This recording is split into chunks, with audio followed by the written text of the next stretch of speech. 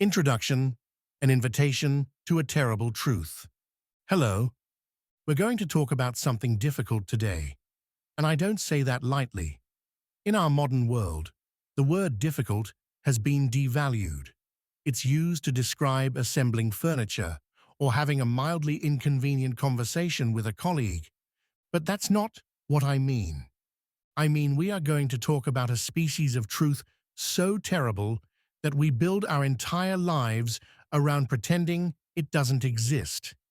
We are going to talk about the monster that doesn't live under the bed, but often sleeps in it.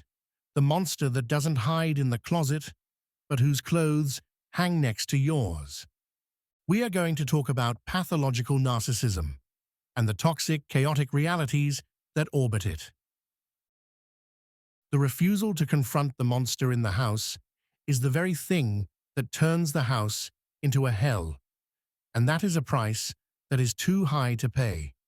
It costs you your past, which it rewrites. It costs you your present, which it consumes, and it costs you your future, which it renders impossible. So, we have a moral obligation to contend with it, not to fix it, not to heal it, but to see it for precisely what it is, and to understand the devastating mechanics of its operation, so that we might orient ourselves properly in the face of its existence. This won't be a comfortable discussion. My purpose here is not your comfort.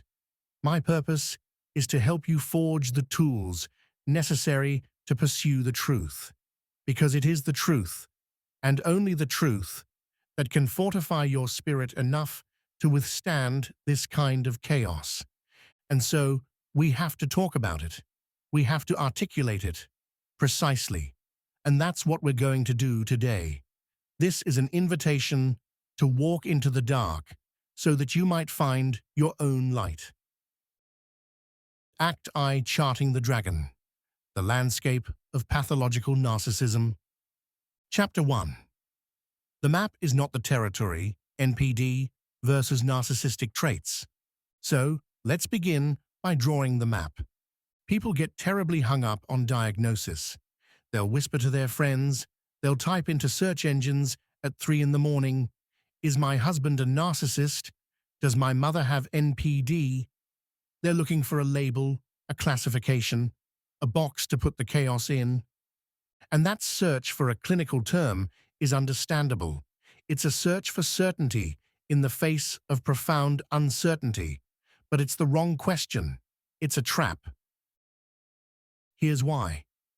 Narcissistic personality disorder, or NPD, is a formal diagnosis listed in the Diagnostic and Statistical Manual of Mental Disorders. It requires a licensed clinician to evaluate an individual against a specific set of criteria. The vast majority of people you encounter who exhibit these behaviors will never be formally diagnosed, ever. They see no problem with their behavior. To them, the problem is always and eternally you, the world. So they will not seek, nor will they receive, a diagnosis. So if you are waiting for a notarized certificate of pathology before you grant yourself permission to act, you will wait forever. You will perish waiting. The right question is not, does this person have NPD? The right question is this pattern of behavior consistently undermining my sense of reality, eroding my self-worth, and destroying my capacity to speak and act truthfully in the world? Is this pattern of behavior making your life smaller, more fearful, more chaotic? If the answer is yes, then you have a dragon in your living room. And it doesn't matter what the precise zoological classification of that dragon is. You have to contend with it. The map, the clinical diagnosis, is not the territory.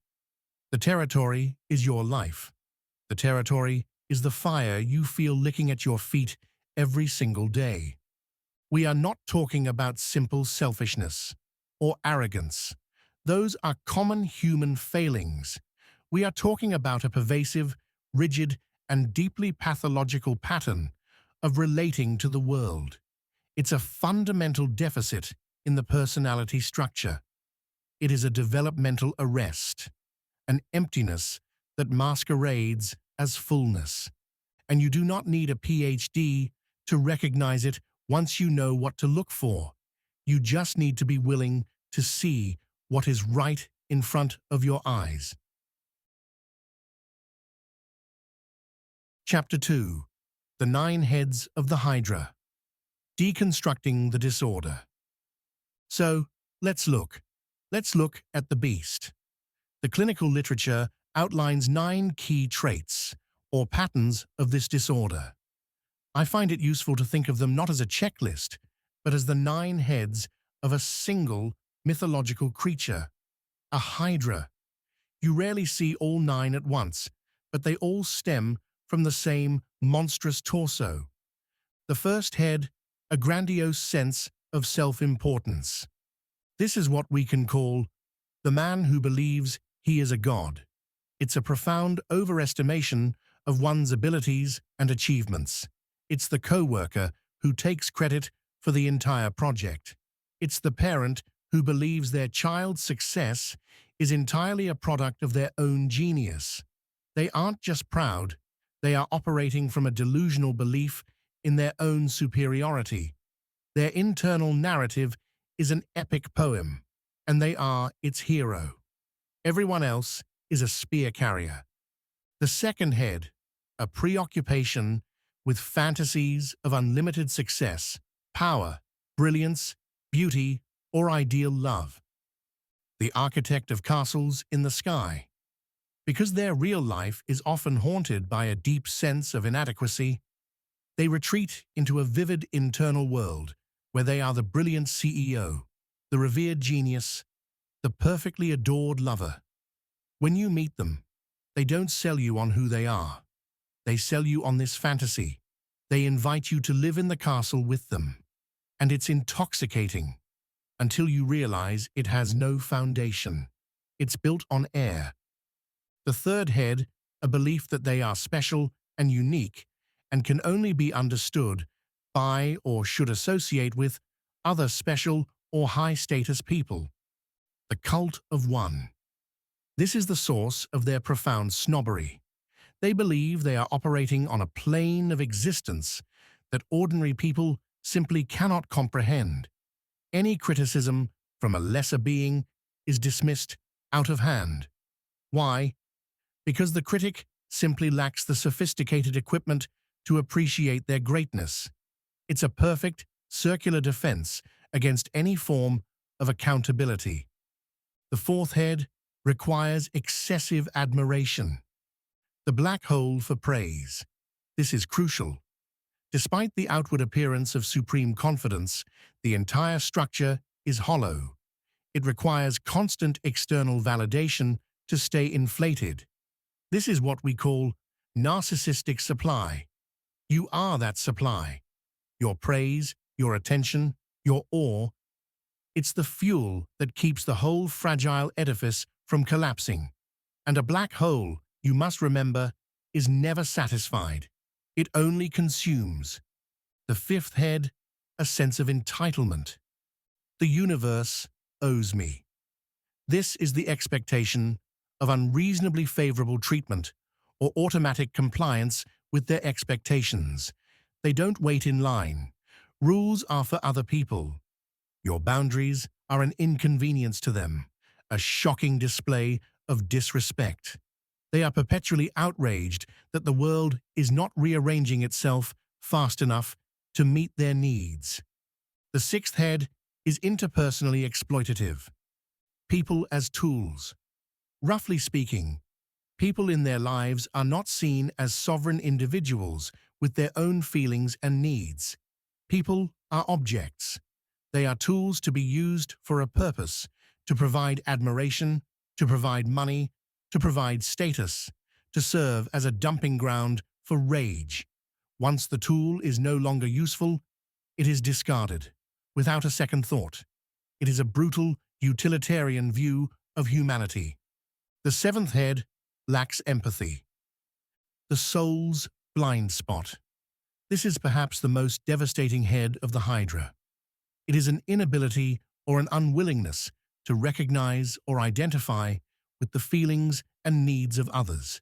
They can see you crying. They can register it on a cognitive level, but they do not feel it. Your pain is an abstraction, or worse, it's an annoyance, a tedious theatrical performance that is taking the spotlight off of them. This is the source of their cruelty. The eighth head is often envious of others or believes that others are envious of them. The poison of covetousness. They cannot tolerate the success or happiness of others because in their zero-sum worldview, your gain is their loss. If you get a promotion, they will find a way to minimize it. If you have a happy relationship, they will seek to undermine it. Conversely, they believe everyone is desperately jealous of them. This justifies their paranoia and their need to guard their specialness from the peasant hordes. And the ninth, final head shows arrogant, haughty behaviors or attitudes. The empty throne. This is the sneer, the condescending tone, the dismissive wave of the hand. It is the outward manifestation of all the other traits. It is the posture of a king sitting on an empty throne, ruling over a kingdom of one, desperately projecting an authority they do not, in their heart of hearts, actually feel. You don't need to see all 9 heads at once. Sometimes you only see 2 or 3, but they are all connected to the same dark heart. Chapter 3. The 2 masks of chaos. Overt versus covert narcissism. Now, things get more complex, because this Hydra, this dragon, it doesn't always roar. Sometimes it weeps. The archetype we've been discussing, the grandiose, arrogant, look-at-me type, that's what we call an overt narcissist. The mask they wear is one of superiority. They are the roaring lion. They are easy to spot, even if they are difficult to contend with. Their pathology is loud. But there is another mask, a more subtle, more camouflaged, and in many ways, more insidious presentation. This is the covert narcissist. The covert narcissist does not wear a mask of superiority. They wear a mask of victimhood, of misunderstood sensitivity, of profound and perpetual woundedness. Their grandiosity is not expressed by saying, "I am the best." It is expressed by saying, "No one has ever suffered as I have suffered. No one understands the depth of my pain." Their entitlement is not, "You owe me because I am great." It is, "You owe me because I am in pain." Their need for admiration is not for your praise of their strength, but for your praise of their resilience in the face of a cruel and unfair world. They solicit your pity. Pity is their form of narcissistic supply. And this is a terribly dangerous trap, because good people, people with empathy, are wired to respond to suffering. When you see a wounded bird, your instinct is to help it. But the covert narcissist is not a wounded bird. They are a serpent, disguised as a wounded bird. The wound is the lure. It draws you in close. And once you are in range, the dynamic is precisely the same. They will exploit you. They will lack empathy for your own struggles, because yours could never be as profound as theirs, and they will devalue you the moment you stop providing the right kind of sympathetic attention. They control you not with overt rage, but with guilt, with sighs, with passive aggression, with the constant draining implication that you are failing them, that you are not compassionate enough, not attentive enough, not good enough. The loud tyrant is obvious. It's the victim, the one who weaponizes their fragility, who makes you feel monstrous for having needs of your own. That is a wolf in sheep's clothing. And in many ways, it's the harder dragon to see, because it asks for your pity before it demands your soul. You must be awake to both manifestations, the roaring and the weeping. They are two doorways into the same hell.